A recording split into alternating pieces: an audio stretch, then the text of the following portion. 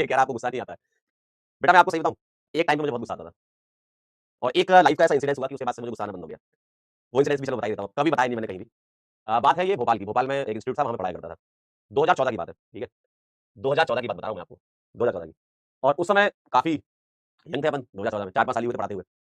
तो मुझे लगा कि यार मैं कोई चीज़ समझा रहा हूँ, तो बच्चे को समझ में कैसे नहीं आ रही है? ऐसा होता है ना, कई बार होता है। बहुत एफर्ट डालते हैं, काफ़ी बच्चों को समझ में आती है, काफ़ी बच्चों को नहीं आती। क्योंकि देखो, हर एक बच्चे का स्टेट ऑफ माइंड अलग-अलग है ना। कोई चीज़ों को जल्दी एब्ज़ॉर्ब कर लेता है, कोई चीज़ों को स्लोली एब्ज़ॉर्ब करता है, लेकिन कर लेता है समय के साथ। लेकिन एज़ अ टीचर हमको लगता था, और ऑफलाइन में 50, 60, 70 बच्चे बैठते थे। हमको लगा इतनी एफर्ट से मैं समझा रहा हूँ और इतने सारे बच्चों को समझा रहा हूँ और बहुत सारे बच्चों को समझ में आ गया, 70-80% बच्चों को समझ में आ रहा है। अब कुछ बच्चों को समझ में नहीं आ रहा है। अब होता क्या था, ऑफलाइन में कुछ होता ही ऐसा, ठीक है? कुछ बच्चे पीछे की साइड बैठ के हँसी मज़ाक भी करते हैं। कई बार ऐसा होता है, तो आपको उनको थोड़ा-सा कंट्रोल करके भी रखना होता है एज़ अ टीचर कि भाई थोड़ा आराम से।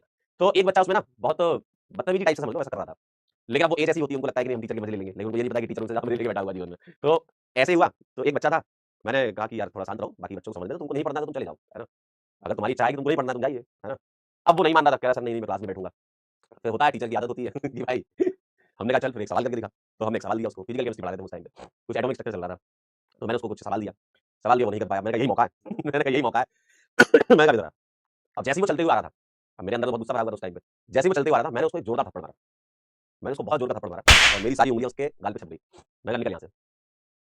अब जब ये कांड हुआ, तो जो उस समय के कोचिंग के डायरेक्टर थे उन्होंने बुलाया, कह रहे यार पंकज ऐसे कैसे चलेगा? फिर उन्होंने मुझे बिठा के समझाया। कह रहे टीचिंग का मतलब ये नहीं होता कि किसी को डाँट के, किसी को मार करके तुम समझाओ, ठीक है? अगर ऐसा होता तो डेली मेरे से बहुत सारे बच्चे पिट रहे होते। कह रहे मुझे भी, क्योंकि वो काफ़ी सीनियर थे, उनको मतलब 15-20 साल हो गए थे पढ़ाते हुए उस टाइम पे। तो उन्होंने बोला कि अगर टीचिंग करनी है और अच्छे से पढ़ाना है, और देखो टीचिंग का स्टेट ऑफ माइंड है कि आपका दिमाग अगर संतुलित अवस्था में रहेगा, तो आप बहुत अच्छा परफॉर्म करोगे क्लास के अंदर, बच्चों को समझ में आएगा।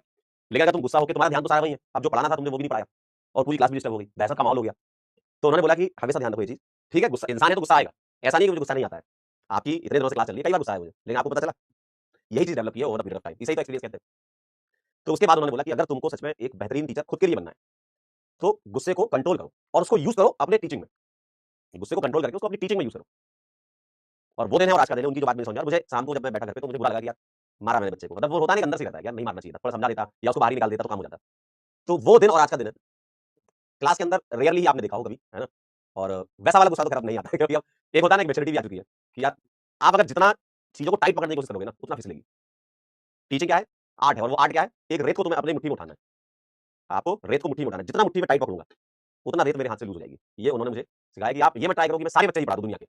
दुनिया के सारे बच्चे मुझसे ही पढ़ने चाहिए। भई देखो, जो जिसकी आपसे फ्रीक्वेंसी मैच करेगी वो आपसे पढ़ेगा, जिसकी नहीं मैच करेगी वो किसी और से पढ़ेगा। आप अगर ये सोचो कि मेरे से ही सारे बच्चे पढ़ने चाहिए, तो आप फिर कुछ ना कुछ चीज़ें जीवन में लूज़ कर दोगे, क्योंकि आप फिर उस तरीके से एफर्ट डालोगे और आप जितना चीज़ें टाइट पकड़ने की कोशिश करोगे उतना छूटेगी वो, है ना? तो ये होता है। तो वो दिन है और आज का दिन है, मतलब ऐसा कुछ बहुत भयंकर वाला गुस्सा तो नहीं आया है ना?